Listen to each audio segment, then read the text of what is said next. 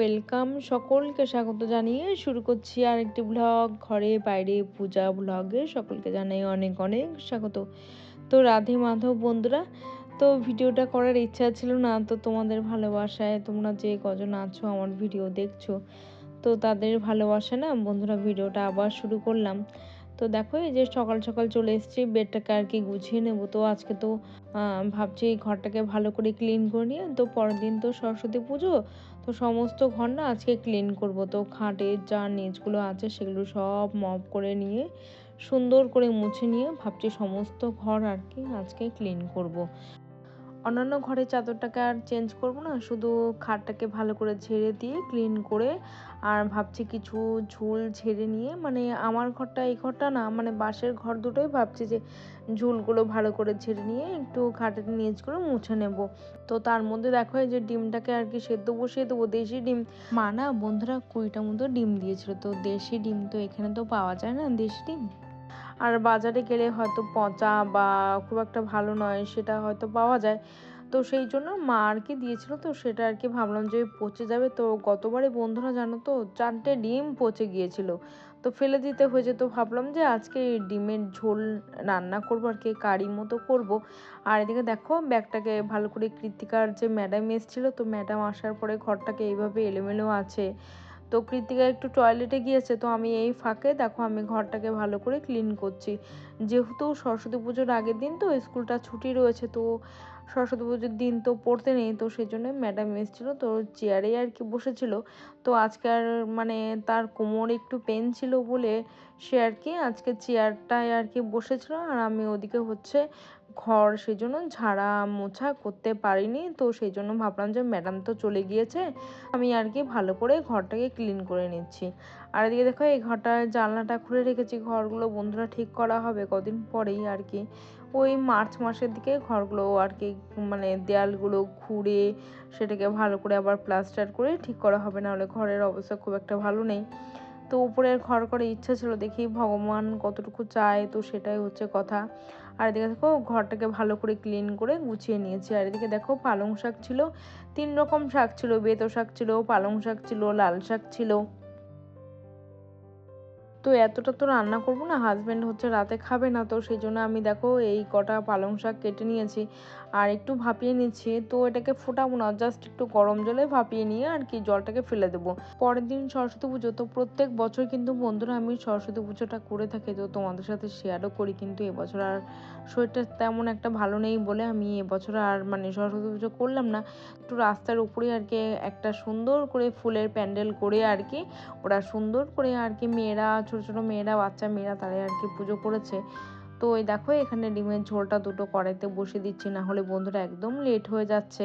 আর এদিকে হচ্ছে ভাপানো পালং শাকটাকে ভালো করে একটু কষিয়ে নিয়ে ভালো করে দেবো, আর একটু আদা গ্রেট করে দেবো। তো একটা ভিডিওতে দেখেছিলাম যে পালং শাকের তরকারিতে একটু আদা গ্রেট করে দিলে ভালো লাগে। তো এদিকে মার কাছেও শুনলাম যে আদা নাকি গ্রেট করে দিলে একটু ভালো লাগে, বা বেটে দিলে হয়তো ভালো লাগে।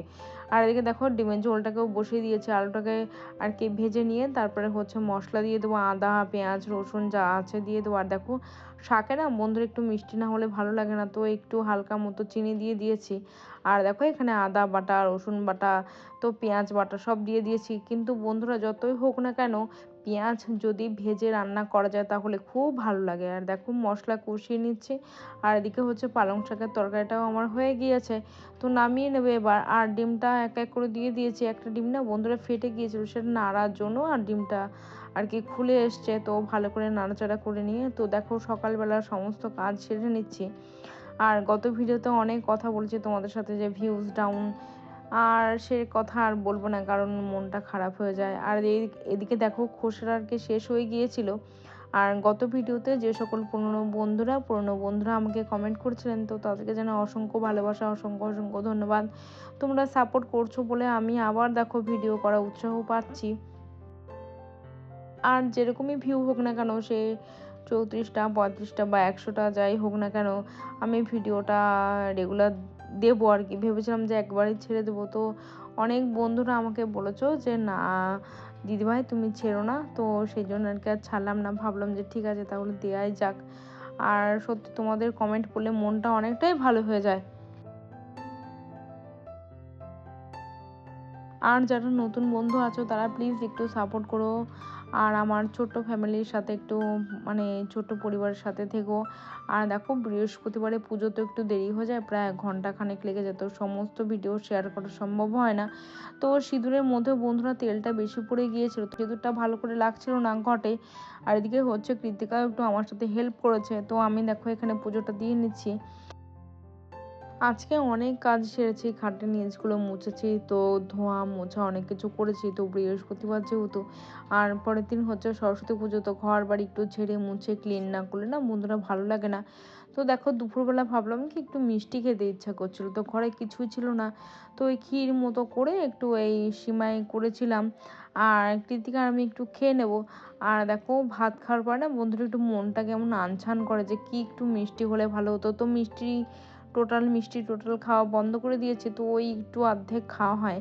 আর কৃতিকার জন্য না একটা ড্রেস কিনে এনেছিলাম সরস্বতী পুজো পরার জন্য, তো এখন দেখছি সেটা হাতা কাটা, তো দেখেই নিয়েছিলাম। তো এই যে কৃতিকা একটু সেজেগুজে রেডি হয়েছে, আর জামাটা কেমন হচ্ছে তোমরা জানিও। আর দেখো এই পাশে আমার মানে দাদু যে গাছগুলো লাগিয়েছিল গাঁদা গাছগুলো, সেগুলো কত সুন্দর ফুল ফুটেছে। আর ওই পাশেই হচ্ছে ঠাকুরের মণ্ডপ। আর আমি একটা কুর্তি নিয়েছিলাম, এই সাদার মধ্যে জামদানি কুর্তি নিয়েছিলাম। তো আগের দিন মধ্যে একটা কুর্তি নিয়েছিলাম, সেটা না এম নিয়েছিলাম, তো ছোট হয়ে গিয়েছিল, তাই জন্য এল নিয়েছি। আমার এমটাই আর কি ঠিক হয়। তো দেখো এই যে রেডি হয়ে নিয়েছি, কেমন লাগছে বন্ধুরা আমাদের, তো তোমরা জানিও। আর পূজা মণ্ডপে যাবো এবার, পূজা মণ্ডপটা তোমাদের সাথে একটু শেয়ার করে দিই। দেখো কত সুন্দর করে ফুল দিয়ে সাজিয়ে গুছিয়ে আর কি পুজোটা করা হয়েছে। আর বাচ্চারা তো খুব খুশি, দেখো অনেকেই এসছে, সব ছোট ছোট খুদেরা, তো এত সুন্দর লাগছে শাড়ি পরে, তো তা সেটা বলার নয়। আর এত সুন্দর করে সাজিয়েছে, মানে এত সুন্দর সরস্বতী ঠাকুর হয়েছে, খুব সুন্দর লাগছে। তো তোমাদের সাথে একটু ভিডিওটা শেয়ার করলাম। আর তোমরা জানিও যে কেমন লাগছে। আর ঠাকুর মশাই এখানে আরতি করছে। তো পুজো শেষ হতে হতে প্রায় বন্ধুরা 12:30 হয়ে গিয়েছিল, তো কৃতিকার স্কুলে আর যাওয়া হয়নি। তো প্রায় ওর যে ইভেন্টগুলো হয় স্কুলে সেগুলোতে আর যাওয়া হয় না, নয়তো কৃতিকা অসুস্থ হয়ে পড়ে বা কোনো সমস্যার কারণে।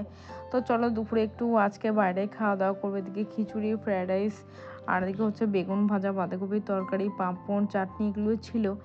আজকের ভিডিওটা বন্ধুরা এখানেই শেষ করছি। তোমরা সকলে খুব ভালো থেকো, সুস্থ থেকো, সাবধানে থেকো। ভালো লাগলে একটা লাইক করে সাবস্ক্রাইব করে দিও। Thank you.